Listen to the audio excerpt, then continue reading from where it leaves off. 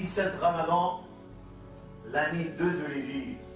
Ce fut la chose qu'il faudrait quand même saisir, qu'il faudrait quand même raconter à ses enfants dans le cadre de l'éducation islamique à laquelle nous appartenons. C'est Ghazwatu Badr al-Kubra, la bataille de Badr, c'est-à-dire 2 ans après l'installation de l'État islamique par Muhammad sallallahu alayhi wa sallam à Médine, il y avait cette guerre qui n'a pas été préparée auparavant.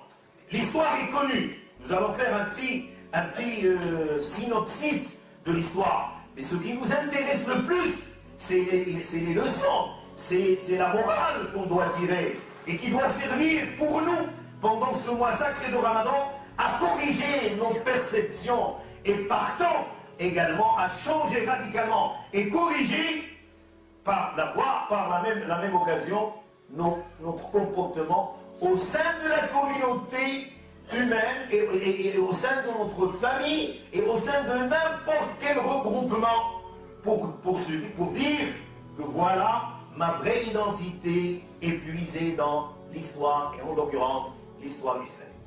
Qu'est-ce que donc la bataille de Badr?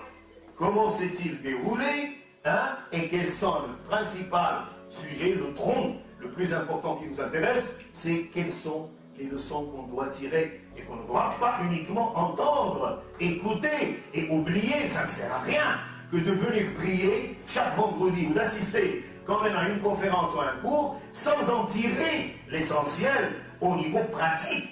Il ne s'agit pas d'aller raconter comme ça, comme une anecdote, une histoire, une fierté. Oui, il faut être fier de telle chose, mais il faudrait qu'on fasse de chaque discours, de chaque mot, une éducation, une occasion de réguler notre comportement. L'histoire de Badr est claire.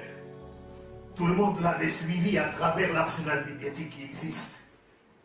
Vous savez très bien que Rasoul a été obligé, elle a été contrainte, vu quand même le despotisme, vu quand même la tyrannie des tribus de la Mecque, les Khurachites. Et Allah lui avait recommandé d'aller à Médine. À Médine, 2 ans après l'installation de l'État islamique. L'installation, je dis bien, de l'État islamique. Son chef, c'est Muhammad sallallahu alayhi wa sallam. L'armée, c'est Sahaba radiyallahu anhu wa ardahum. Les hommes au sens propre du terme. Les hommes au sens propre du terme, qui ont laissé leur fortune à la Mecque. Je donne à titre d'exemple, Talha ibn Ubaydullah était un renommé au niveau du commerce. Abdurrahman ibn Auf, également Uthman ibn Affan. Plusieurs personnes l'ont rejoint. Parce qu'ils ont consolidé en eux al-Aqida. Et alors là, Rasulullah avait appris, parce qu'ils ont tout pris à la Mecque. Toute personne qui veut quitter la Mecque pour l'Égypte, on a capturé, on a pris leur maison, on a pris leurs biens. Ils sont partis seuls, uniques. Sans le moindre sou. Il sachait très bien que la période de l'État islamique en Médine, c'était la pénurie. C'était la pénurie totale, c'était la pauvreté. Mais les gens vivaient avec Muhammad sallallahu alayhi wa sallam, à côté de leur leader de Muhammad sallallahu alayhi wa sallam. Et quel leader sallallahu alayhi wa sallam? L'école, l'école de la virilité au sens moral du terme.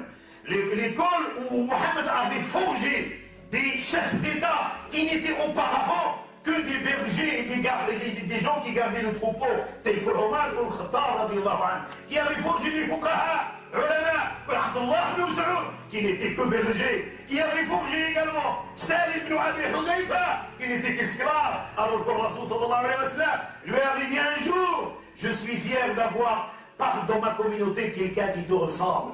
Et c'est parmi les 4 personnes qui ont été conseillées par Mohammed pour l'apprentissage du Coran. Alors nous, ces gens-là sont gagnés, sont pauvres. Et Rasulullah faisait des implorations, des invocations. Il disait, Ya Allah, ils sont faim, essaye de les nourrir. Je te demande, je t'implore de les nourrir.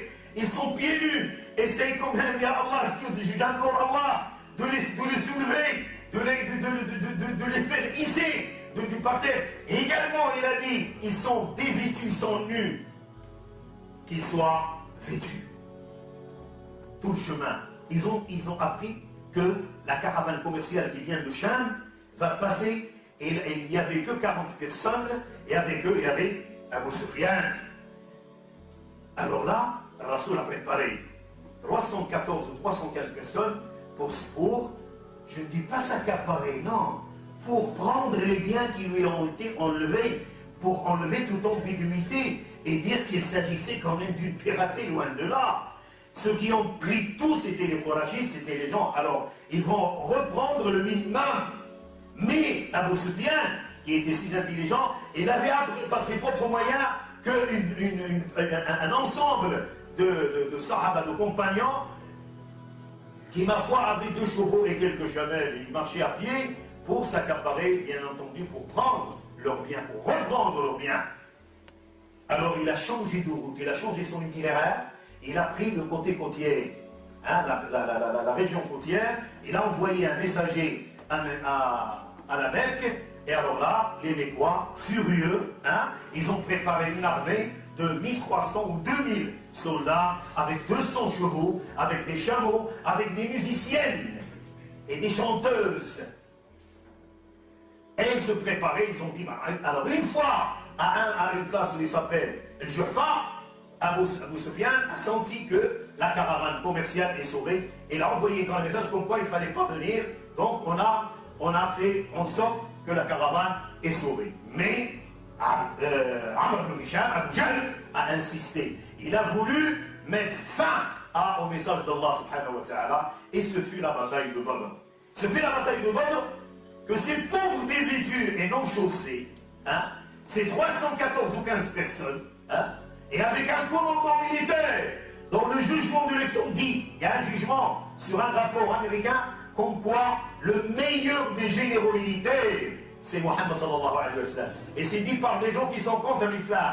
La bataille s'est déroulée dans un lieu qui s'appelle Badr, hein, où Mohammed avait très bien organisé ces 314 personnes. Ils ont commencé par des flèches, par le lancement des flèches au moyen d'arc, et puis la bataille s'est lancée, et, subhanallah, il y avait la victoire. Et quelle victoire qui doit rester gravée sur la tête de nos enfants, qu'on doit raconter à nos enfants, qu'on doit faire, même montrer. Il y a énormément de films en carton, de réalité, de réalisation, qui coïncident avec les textes qui existent et qu'il faudrait voir commenter au sein de la famille. Parce que les programmes ne renferment pas avec beaucoup de rigueur ce genre de leçons et de cours.